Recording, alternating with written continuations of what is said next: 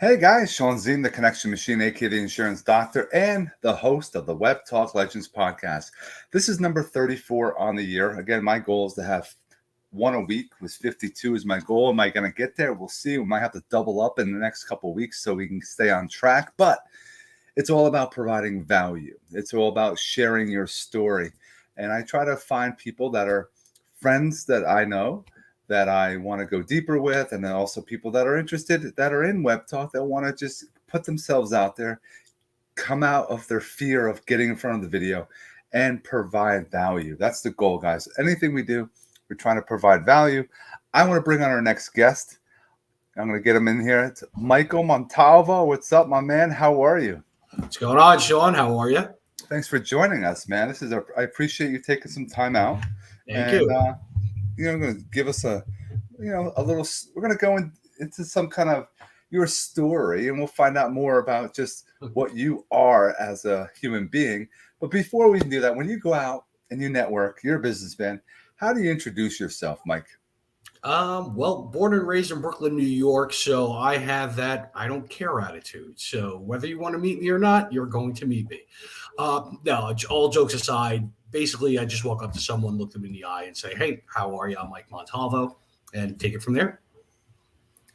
It's something that there's a trick, not even a trick, a strategy when you go out networking as well, if you go down that path. And what kind of businesses are you involved in right now? I am a fiduciary financial advisor, which covers pretty much the full gambit of finances, everything from financial planning, estate planning, insurance coverage, pre-IPO access, educational planning, retirement maximizing, and tax strategies, both for individuals and business owners. I have tried getting into the corporate market, but as we all know, there's so many levels to get to when trying to get to the decision maker on a huge corporate level. Smaller businesses are a lot easier to speak to, especially when that business owner is obviously looking for the best interest of the business because that's their livelihood. So you start a conversation, and my tagline, and I hate calling it a tagline, is, let's discuss what matters most to you. And it's fairly simple because in life, that covers your family, your business, your retirement, your health. So asking questions, I mean, I know folks look at financial advisors and we have that stigma dating all the way back to the late 70s, the 80s, the Gordon Geckos of the world, and the tech. You don't have a big yacht? Come on. No, I do not. I'm a very simple person. Listen, I'm a father, a husband. I have two beautiful daughters. And long story short, we try to instill in them the values of just being compassionate, respectful, and reliable. Those are the things that carry you through life, regardless of how much money you have, regardless of what your status will be. That's what people will look at you and know you for. So again, just maybe it's the New Yorker in me, but I lay everything out on the table, good, bad, and everything in between, for the simple fact that folks like to know, especially someone like myself, I like to know what I'm getting into. I want to know the pros, the cons, and make an educated decision on what my next step is going to be. So I want to treat people the same way I would like to be treated. You got to have a process. And those that are on, and we have Scott Gerard, we have Charlene, we have Michael. Guys, we appreciate if you're just jumping on. Where are you watching us from? We're going to have a phenomenal conversation with Mike. We're going to get even a little deeper. We have people, a reminder, wherever you're watching from, drop it. If you have questions, if you are engaging, thumbs up, thumbs down, whatever. If you have questions, we would love to, interact with you as well. And let's continue. Mike, going back when you're in high school, were you into music, books, sports? I was into everything. I had an interesting high school life. Like I said, I was born and raised in Brooklyn, New York, and I applied for only two high schools. I didn't want to go to my local high schools. I was always into art from a young age. So I applied to the High School of Art and Design, which is located on 57th Street and 2nd Avenue in Manhattan, and the School of Performing Arts. For those that are probably over the age of 45, might know that school as the foundation for the movie Fame. Huh. So I'm there, man. yeah. And it was great. It was LaGuardia High School, and got accepted to both for art, and figured, you know what, let me go to High School of Art and Design, because down the road, when I do go for opportunities for my future, I think it would look better on a resume that, all right, he specifically went for art and design. But I was always great at numbers. Like going back a little bit, junior high school, I was in the seventh grade math team, and was one of two, and it was an eighth grade math team. So two of us were from the seventh grade. That was the first year in 21 years that our district actually won that meet.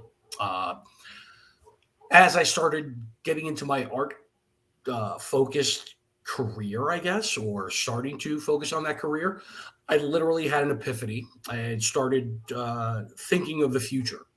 And being a New Yorker, again, you ask yourself, does New York need another starving artist? So I started thinking again about my future, and I fell back on my math skills and my number skills. Hence, got into sales, was very good at that, and loved working and dealing. And it's a tennis game. Yeah. You and I both know when you're building rapport and when you're speaking with folks.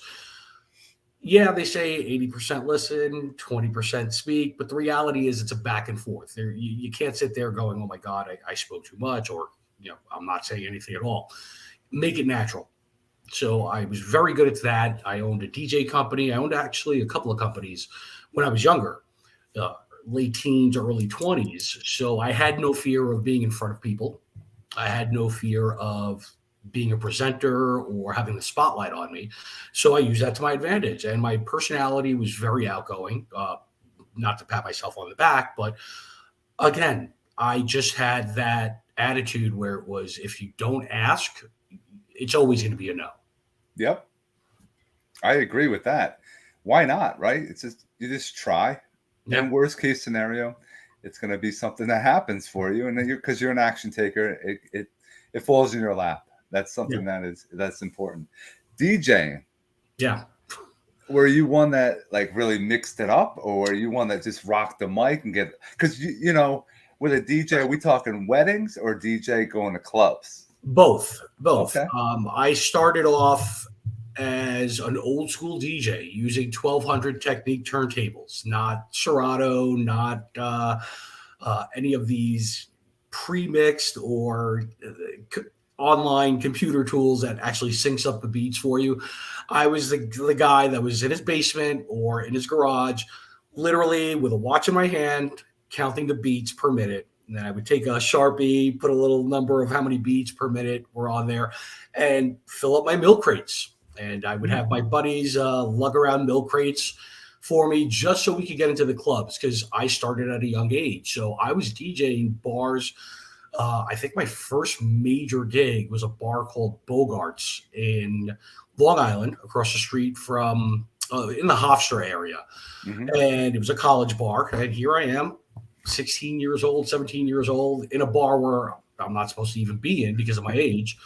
And I'm DJing. And from there, took it to different areas, different clubs, got into the private event venues. And that's where my company actually started. So I worked for a gentleman who had a lock on Sweet 16s and so on. And now that gentleman alone pretty much has a tri-state area on lock when it comes to certain private events. And long story short, I gravitated towards the turntables. I impressed him, then realized if I'm on the microphone, I don't have to carry my equipment around and I make the same amount of money. So again, being the New Yorker and having that old saying, try to get paid the most for the least amount of work. In that particular field, I encourage anyone. It's great to be a DJ. It's better to MC because all you're doing is moving the party from point A to point B. And sold my company right before I got married, put a down payment on my house. It helped out a lot. But I still have the bug every now and then. It's kind of funny because I'll go to private events, family weddings, parties and whatnot. And somebody will come over to me and say, "Hey, why don't you grab the microphone and from this person and get the party going or make it better?" And I simply tell them, just take the microphone away from the person. The one thing I used to tell brides, for example, because weddings were a big market. Yep. I would tell brides, "Hey, listen, planning a wedding. I mean, you know, you're married, Yep. you have kids. My wife has two sisters. Most of the her cousins are all girls, so there's one boy cousin and out of like 12 cousins. So she had a lot of help. And myself, I was just like, wherever you need me to be, what time you need me there, just put on a post-it, put it on the fridge, I'll be there. Because I was in the industry and I knew everything that was going on with it. And I didn't want to deal with it. I just wanted to pay for it and call it a day. But my wife broke it down in the simplest form. Planning a wedding or planning anything, whether it's a business event, whether it's a launch, whether it's a grand opening for a business, whether it's housewarming or you're getting your first house. The reality is the planning that goes into it, and the way she described it is kind of like going like Six Flags or Disney. The planning phase is the waiting online. You're just there for hours and hours and hours and hours. But then when you get to the attraction, when you get on the ride, it's literally like that. So I would tell my couples, listen, enjoy the next 4 to 5 hours because you've planned for so long, you've stressed out for so long. Just enjoy each other. And that's kind of like the way I view life, especially being a financial advisor and dealing with life insurance as an aspect of it. Too many people are focused on what am I doing tomorrow? What am I doing this? And that's not a bad thing. I'm not saying, discount it or anything, but enjoy the moment. Enjoy what you're doing now because you can't control what's going to happen. And then again, another analogy or comparison to planning a wedding. I remember when I used to DJ weddings, brides would come in, not calling them bridezillas, but you would have your bride with binders of books, of pictures, of the way they would want the wedding to go. And I remember one time I grabbed the binder and I said, "Do you mind if I take this?" "Sure, go right ahead." I took it in the trash and just threw it out. And she just freaked out, looked at me and was like, "What are you doing?" The groom to be was hysterical laughing. He was loving it. I said, "Listen, whatever is going to go wrong that day will. Not saying that something's going to go wrong, but if something does go wrong, it's going to happen. The only people that are going to know about it are you, whatever that situation or whoever's in charge of that situation." And ironically enough, the day of the wedding, she's taking her pictures. They bring her in her room. She's looking at the main room. Everything looks amazing. Everyone walks away. They go take pictures of the cake and the bride and her and the groom, and everyone walks away. The photographer, the groom, the assistant, and the bride is standing there. I walk over to the bride and I go, "What's wrong?" "These flowers are peach and they're supposed to be fuchsia." I said, "Do me a favor. Who cares?" I said, "Right now, the only person who knows that these are wrong are you. And you have 200 plus people behind those doors. Enjoy the next couple of hours. You're married now. Give the phone number to the bakery or whoever made the cake to your husband. Let him step up to the plate. Let him ball him out tomorrow. For now, enjoy your time." So that's kind of a mantra. Live for the day. It's fine to plan ahead. It's actually something that should be done, but don't focus on the future because you're going to miss out on the now. Hey, here's something for those that are watching. We have everyone from the United States. We have Australia, New Zealand. We have Florida. Everyone's gone to a wedding. What's a favorite? Drop a comment. What's a favorite, song you guys would like to listen to when you go to a wedding? So I'd love to see what different countries have when they go to a wedding. So that's something I want you all, if you're watching, drop a comment. When you go to a wedding in your country, what's a favorite song you hear? Drop it in the comments. Now, let's switch gears and let's talk about mindset. You have some days that you wake up things are not going right. Or maybe your day, you have some calls you're making, things are not happening. How do you consistently continue doing what you're doing? Well, I think we're both kind of in the same boat. We have kids. When I was single, when I was my own person, had no one to answer to, it was easy to be motivated to get out of bed because I liked having, I once I hit 18, I was going to college. I was out of the house. I was the youngest of four. I was like, I'm out. I need my own space. I need to do my own thing. And I did that. I had my own apartment. I had my own car since I was 16.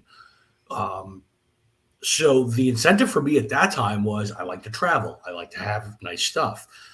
And again, I did it for myself. As I got older, I kind of surrendered to the wedding, to the marriage type of thing. Not that, here's the funny thing, and not the sidetrack, is I'll get to your answer. But one thing that I do realize, and it was one of the most pivotal aha moments in my life. When you're growing up and as you're going through life and going through relationships, and meeting who you're falling in love with, who you're falling out of love with, and going through the ups and downs of being in a relationship with boyfriend, girlfriend, what have you. Everyone always looks at, this is what I want. Like, I've always heard people say, she's perfect. She's what I'm looking for. She's beautiful. She's funny. She's smart. She's great. And those are all great qualities to have and to look for in a person. But what happened to me was I was actually in a relationship that made me realize what I am not looking for. And I went through my decade plus phase of, I'm single. I make my own money. I have my own place. I don't have to answer to anyone. I had a great time. Me and my buddies were going clubbing Thursday, Friday, Saturday, Sunday, waking up Monday, going right to work. I had the attitude, I got into the market right towards the tail end of the .com era where you could throw a dart at any .com company, wait a month, and you're up like 85%, 100 and something percent. So being that young, being that successful, and you had no worries in the world. But I went through a phase where I realized this is not what I want. And that made me realize more and focus and look at things in a different perspective. That when I did meet my wife, the irony was I was at a family party, 30th birthday for my cousin. And my aunt is trying to pass me off to, basically just trying to sell me and auction me off to every single lady that was there. And I'm like, Aunt, I'm good. I'm fine. I don't want to meet anyone. I'm happy the way I am right now. The funny thing is my mom used to say I suffered from ADD, attention dating disorder. So I'd meet a girl one day and I didn't know who she was the next day. But I had a couple of shots and I noticed this, a lot of shots. And I noticed this one woman just on the dance floor hanging out. I went up to her, introduced myself, said, if I remember this correctly, I said, I don't mean any disrespect. I don't know if you're married. I don't know if you have a boyfriend, but I think you are amazingly beautiful. And I would love to take you out. And that was November 5th, November 6th. We went out to dinner. And I have been with this lady since that day. We've raised two beautiful girls, 11 and 12 at the moment. And they are my motivation now. Before it was all about me. And once I settled down, because I waited, I wanted to make sure I was ready. I've seen too many friends, too many family members get married at an early age, and majority of them have lasted. But in this day and age, a lot of folks, from my point of view, dismiss it like it's a t-shirt, like it's like an old pair of sneakers. I'm done with this. And the reality is, I want to get married once, and I want to stay married. And that was me handing the baton. So from my single 20-year-old wildlife party guy, I handed the baton to the 33-year-old. Yeah, I got married at 33. The 33-year-old guy who was ready to settle down, buy a house, become a homeowner, white picket fence, the dog and everything. And then when my daughters were born, it was funny because I remember telling my wife, you're everything to me. You're first. And then first daughter was born, I looked at my wife and I said, I love you. Thank you for this beautiful girl. But you're at the back of the bus now. Then my second daughter was born. I'm like, you're pretty much just holding on to the back of the bus right now. Like, you're not even in the car. It's them. And now I live in a house with majority being female. My dog is a male, but he's a mama's boy. So even I don't get the love and attention that I should be getting because I'm at the bottom of the totem pole. And I don't mind it. I love being the foundation of it. No, well said, man. It's something that it changes you when you have a kid.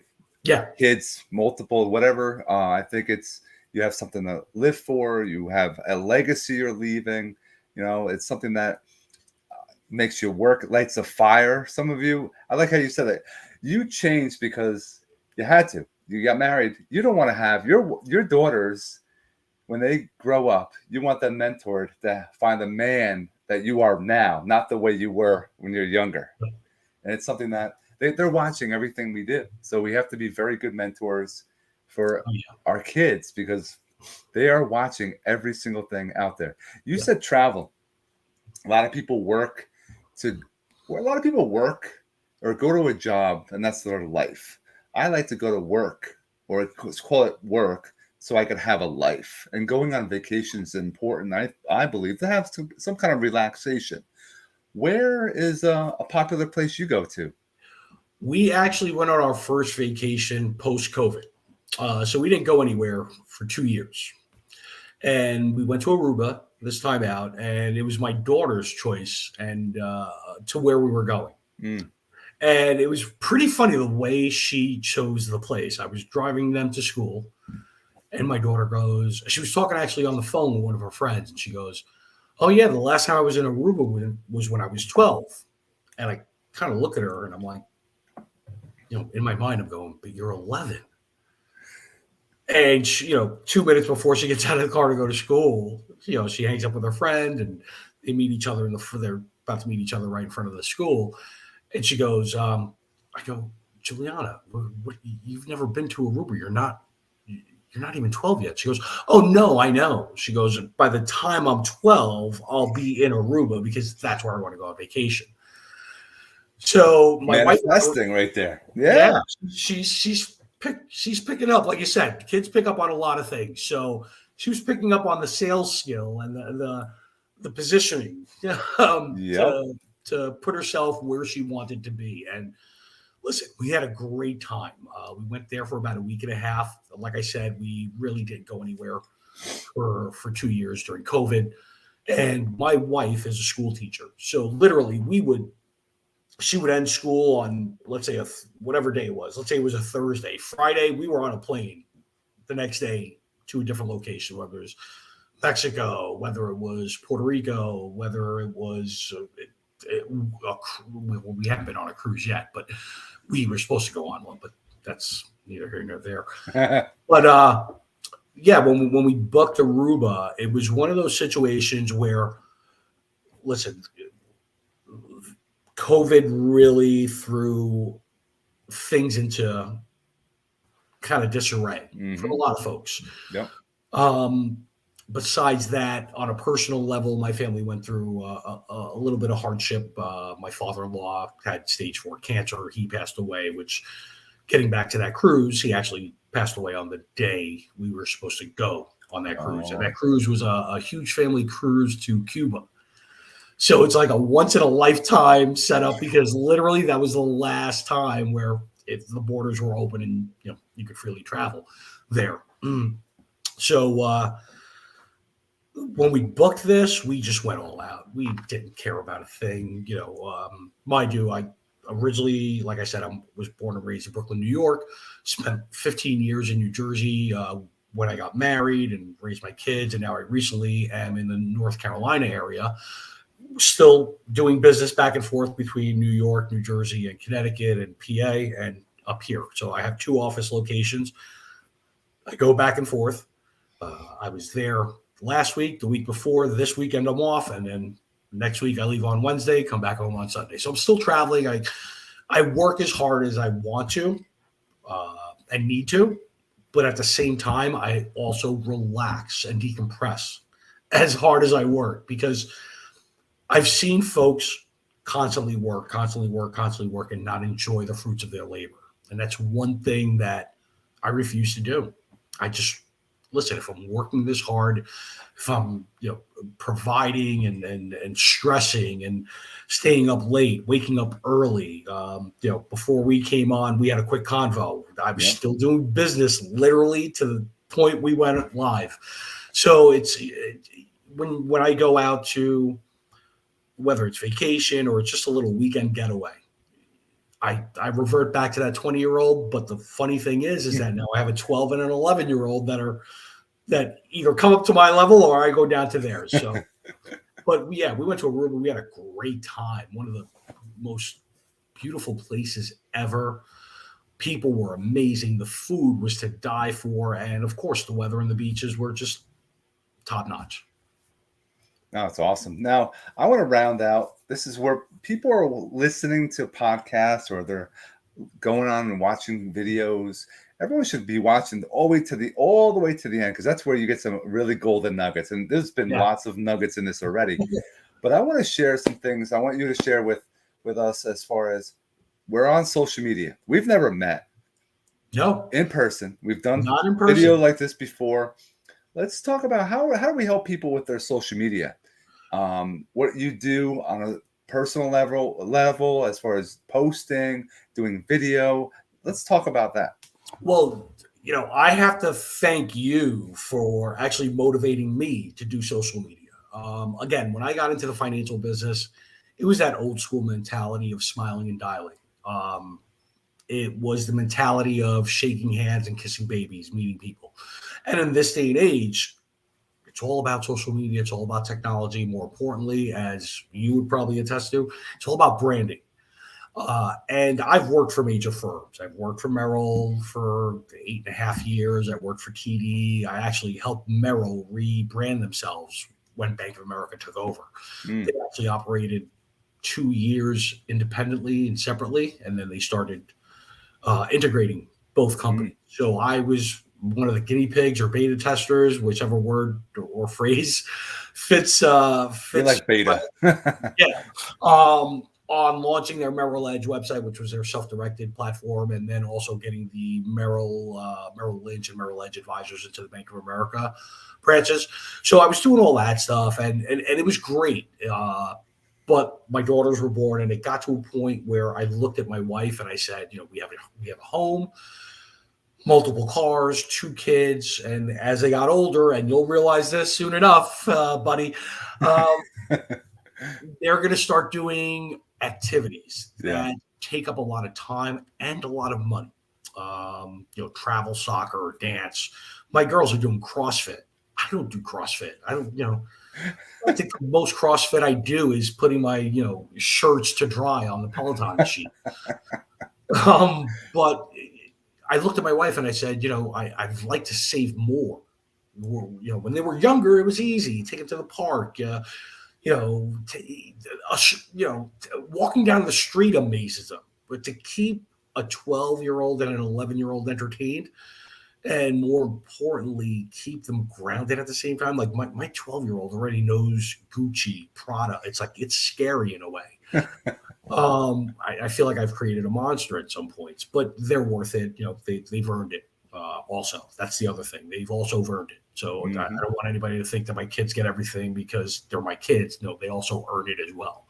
Their grades or their job at this point, so on and so on. But after leaving these companies, I had a conversation with my wife and I said, listen, if I'm going to work this hard for anyone, I should work this hard for myself. And we made the leap. It was a joint decision. Again, even though she's a teacher, has nothing to do with finance. She's my partner in crime through the good, the bad, and everything. She has a quote that she says, I might be the head of the family, but she's the neck. She's the one that aims where the head is going.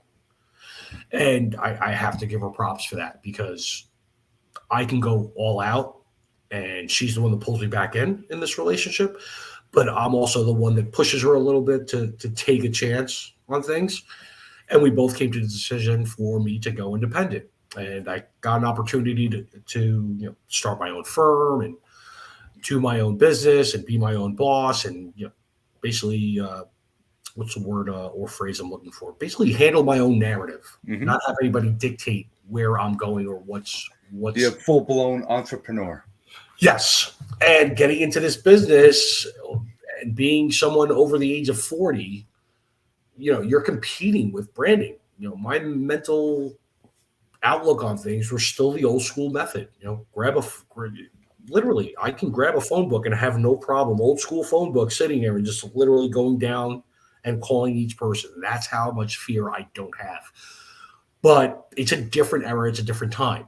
And I was trying to get out there. I mean, I joined Facebook probably a decade ago, so I was late to the party. Instagram maybe 5 years ago, and never really took advantage of it until a mutual friend of ours put us in contact with each other. He gave me that welcome talk. You gave me some insight, and more importantly, you gave me more motivation, because I really started following what you were doing on Facebook, and it changes things. It really changes the way people view you. You wouldn't, I can make 500 phone calls in the old days per day, or in this day and age, I can make a post or a video, and that'll probably reach hundreds of thousands of people in an hour. So it's definitely a game changer, and I'm still learning. I mean, you've helped me with a lot of things. My kids even help me out with a lot of things because they're familiar with TikTok. I mean, I'm not on TikTok yet, but I literally go to them and ask them about things. Yeah. But you gave me the motivation to, put a post and concentrate on subjects. And more importantly, start topics, start conversations that don't start off as a business conversation. Yep. Ask a simple question. Hey, what's everybody doing this weekend? Or, on your downtime with this great weather, what parks do you go to? And just get the all right, I go to this park, or I go here. All right, what do you do there? Mountain bike, bike riding, basketball, and again, just make it a conversation.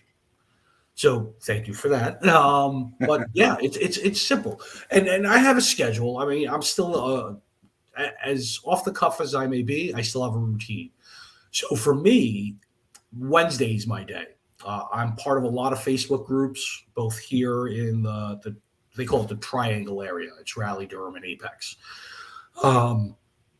And then the tri-state area, but obviously Facebook, Instagram, it's globally. And what I try to do is most of the pages and groups that I'm in have like one day that they allow everyone to post. That way you don't overflood their page, which is why I love your page, because we can just post as much. Yep. So I picked Wednesday. Well, not that I picked it, but that's the day that most folks allow the one post for businesses out there. And each Wednesday I pick a different topic, whether it's life insurance needs, whether it's investment banking needs, whether it's just credit building needs, little topics that affect people and might touch a button. And again, it takes 5 minutes to probably make up a post, and it'll probably take me maybe a half hour to hit each group back. Right. It's hysterical because sometimes I work from home. Obviously, with COVID, we've all gotten accustomed to working from home. And sometimes my wife will look at me and go, "Are you on Facebook?" And I'm like, "Yeah." I thought you were working. I am. And again, 60, 70 different Facebook group pages. And there's my little comment. There's my, I'm an approved vendor for one of the largest unions in the tri-state area. So I have their link on there for the union members. By the way, if any one of them are watching, or any Verizon people are watching, CWA, hello. But I put their link, the vendor approved page link on there. I put my website, I put my Facebook page, Instagram I haven't put on yet. I'm still getting used to that, but I do have an Instagram page. And again, thanks to you, I am going to start doing YouTube. and videos for Facebook. Got my green screen. I had a little side project to start me off and get me comfortable with it. Has nothing to do with finance. It's like a little, like I said, I went to high school of art and design. I wanted to be an illustrator. So I cover, my tagline for my pages is comics, movies, and other cool SH blank T. Mm-hmm.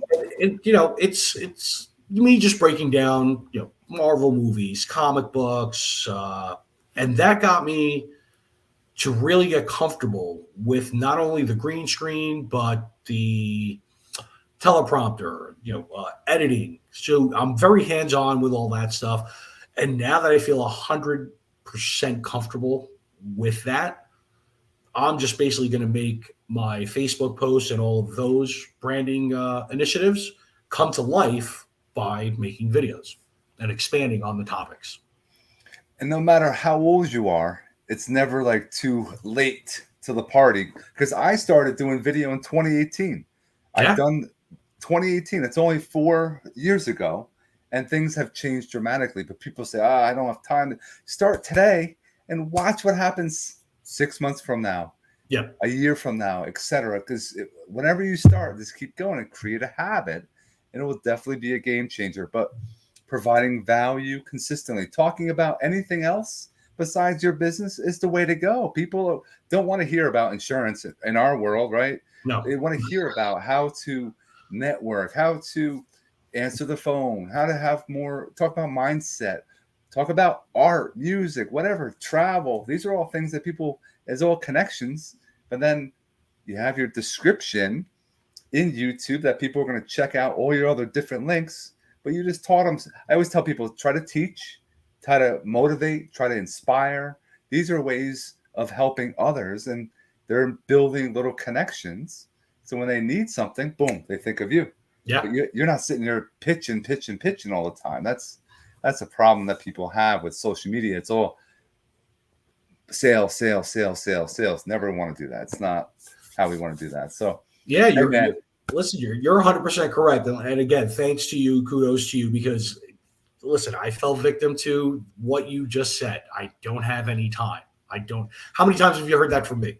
I mean, you've texted me, emailed me, get this going, get this. I'm busy. But when you sit down, when you're having your little 5 minutes of clarity, and whether it's having a cup of coffee, a glass of wine, a beer, what have you, you start thinking, all right, I'm here. How can I get here? How can I get here? And you start thinking of the people who are around you who are succeeding in what they started. And the only difference between you and them is that they took the initiative to start. So again, thank you to you, because again, you're a real motivator. I'm not just saying that. Again, we've never met face to face. We've spoken like this, but the reality is we have a lot of. It was amazing to see how many mutual people you and I both know. And we've never met. And everyone that we are mutual friends with, they're all successful people in their field. We know people who are CPAs, mortgage realtors, you name it. They're all successful, and everyone takes a little.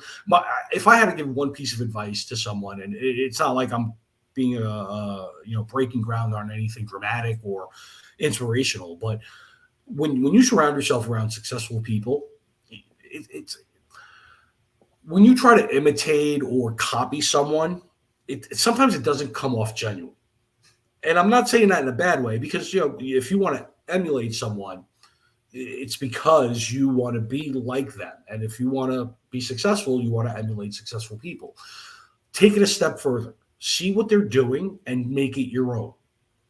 So again, you've given the inspiration to do Webtalk, to do, again, with starting a conversation. Don't have a poll. Hey, do you have life insurance or do you not? No. Ask a conversation like, what are you doing this weekend?